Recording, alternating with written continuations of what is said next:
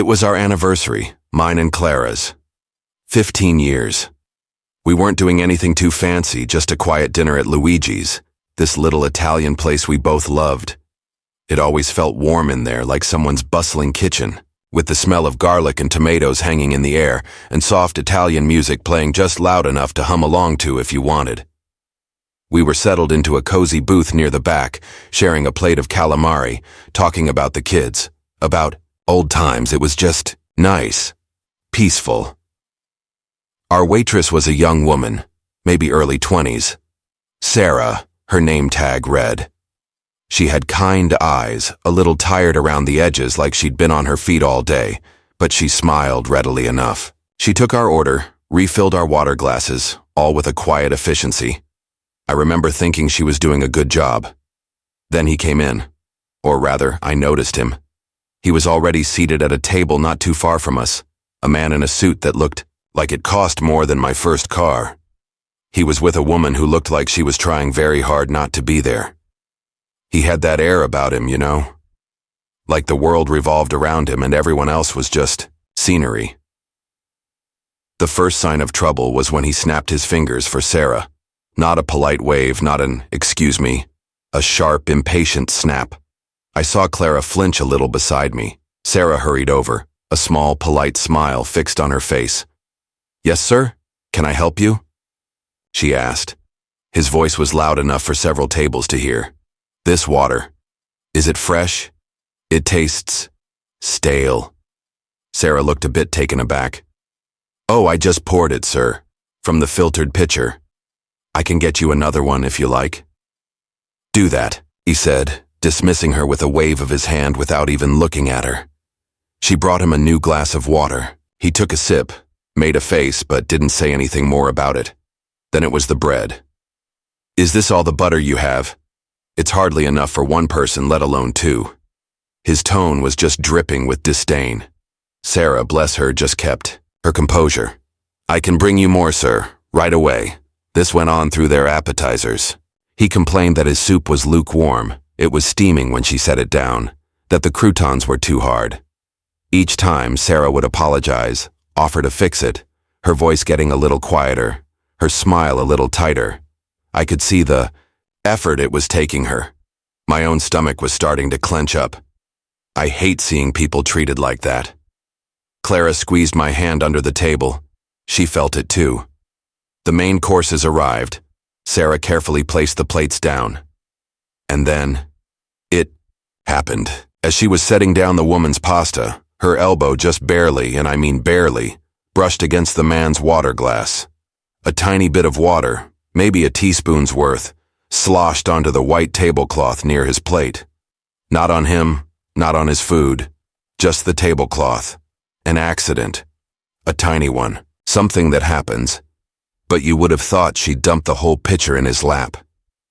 He shot up from his seat, his face turning a dark, angry red. "Are you an idiot?" he roared. The whole restaurant went quiet. The clinking of forks stopped. Conversations died mid-sentence. Even the music seemed to fade. Sarah froze, her face paling. "Oh, I am so sorry, sir," she stammered, her hand flying to her mouth. "I'll get a cloth right away, I'm so sorry." "Sorry?" he bellowed, his voice echoing in the sudden silence. "You clumsy oaf! Can't you do anything right? Look at this. You've ruined the table. Are you even qualified to be a waitress? Maybe you should be washing dishes in the back where you can't cause any more damage." Tears welled up in Sarah's eyes. I could see them glittering. She looked so small, so young, standing there while this grown man tore into her over a thimbleful of spilled water. He was enjoying it, I could tell. He liked having an audience, liked making her squirm. His companion was staring fixedly at her own plate, her cheeks flushed. "Sir, please," Sarah began, her voice trembling. "It was an accident. I truly—" "Accidents happen when people are incompetent," he cut her off. "Do you know who I am? I come here expecting decent service, not to be served by some child who can't even carry a plate without making a mess." My blood was boiling. I wanted to stand up, to say something, to tell this bully where to get off. But before I could even move, Sarah did something I didn't expect. She took a Deep breath. I saw her shoulders, which had been hunched in apology, straighten a little. The tears were still there, but she blinked them back. She looked him right in the eye. Her voice when she spoke wasn't loud, but it was clear and steady, and it cut through the awful silence in that room like a knife. "Sir," she said, and her voice didn't shake anymore. "I did spill the water.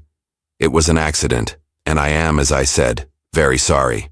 I will clean it up immediately." She paused, holding his furious gaze. The whole room was holding its breath. Then she continued, "But the way you are speaking to me, sir, the way you are trying to make me feel small and worthless in front of all these people, that is not an accident. That is a choice you're making." The man's jaw, which had been working furiously, just hung slack for a second. He looked like he'd been slapped, Sarah went on, her voice gaining a quiet strength. "I am a student, sir. I work here to help pay for my education, to help my family. I work hard. I try my best every single day. Sometimes, like everyone, I make small mistakes. Like spilling a little water." She gestured to the tiny wet spot on the tablecloth. "But I don't believe that any mistake, especially one as small as this, gives anyone the right to belittle another person, to try and strip them of their dignity." Her eyes scanned the room for a fleeting moment, then returned to him. "My father. He works with his hands. He's a mechanic. He always told me that it doesn't matter how important or wealthy a person is. The true measure of someone is how they treat people who they don't have to be nice to. People like a waitress or a cleaner or anyone just trying to do their job." She took another small breath. "I am a person, sir. I deserve to be treated with basic respect, just like you do, just like everyone in this room does." And then, she just stood there, waiting. Not defiantly, not angrily, just calmly, with a sort of sad dignity. The silence that followed was different from the first one. It wasn't just a shocked hush. It was heavy. You could feel it. It was thick with unspoken things, shame for some, I imagine, respect for Sarah, and a kind of stunned awe. Every single person in that restaurant was looking at the man, and then at Sarah, and then back at the man. His face had gone from red to a sort of blotchy pale. He opened his mouth, then closed it. He looked around, suddenly aware, I think, of how everyone was looking at him. He wasn't the powerful man in control anymore. He was just a bully who'd been called out gently but firmly by the very person he was trying to crush. He deflated. It was like watching air go out of a balloon.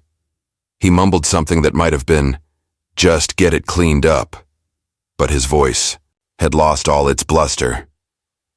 He sank back into his chair, avoiding everyone's eyes, looking suddenly small in his expensive suit. Sarah gave a small, almost imperceptible nod. She turned, walked calmly to a service station, got a clean white cloth, and came back. Without a word, she blotted the tiny spill. Then she looked at the man's companion, whose eyes were wide. "Is there anything else I can get for you, ma'am?" she asked, her voice perfectly normal, if a little tired. The woman just shook her head, unable to speak. Sarah then turned to the man. "And for you, sir?" He just grunted and waved his hand dismissively again, but this time it was a weak, defeated gesture. He didn't look at her. Sarah walked away, back towards the kitchen. For a moment, nobody moved. Then, slowly, the sounds of the restaurant started to return. A fork clinked. Someone cleared their throat, but it wasn't the same. The atmosphere had changed. Clara was gripping my hand so tight her knuckles were white. There were tears in her eyes. "Oh, Michael," she whispered. "That poor girl. But she was amazing."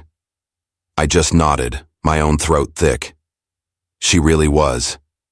A few minutes later, the manager, Mr. Luigi himself, a portly man with a kind face who usually stayed in the kitchen, came out. He went straight to the man's table. He spoke to him quietly, his voice too low for us to hear, but his expression was serious. The man in the suit nodded mutely a few times. Then, Mr. Luigi came over to Sarah, who was standing near the service station, looking pale but composed. He put a hand on her shoulder, said a few words to her, and she gave him a small, watery smile. The man in the suit and his companion didn't stay for dessert. They asked for their bill, paid quickly. I wondered if he left a tip. I doubted it, and left without looking at anyone. The air in the restaurant seemed to get lighter as the door closed behind them. When Sarah came to our table later to check on us, her eyes were still a bit red-rimmed, but she was smiling, a genuine, tired smile this time. "Everything all right here?" she asked, her voice soft. "Everything is wonderful, Sarah," Clara said, her voice full of warmth. "And you handled that situation with incredible grace." Sarah blushed a little. "Thank you. He was a lot." "You were amazing," I added, meaning it with all my heart. "Don't ever let anyone make you feel small like that." She looked at us, and for a moment, I saw the brave young woman who had stood up for herself so powerfully. "Thank you," she said again, a little stronger this time. "That means a lot." We finished our meal, and it was still lovely. But the conversation kept coming back to Sarah, to her courage, her dignity. It wasn't just that she stood up to a bully. It was how she did it.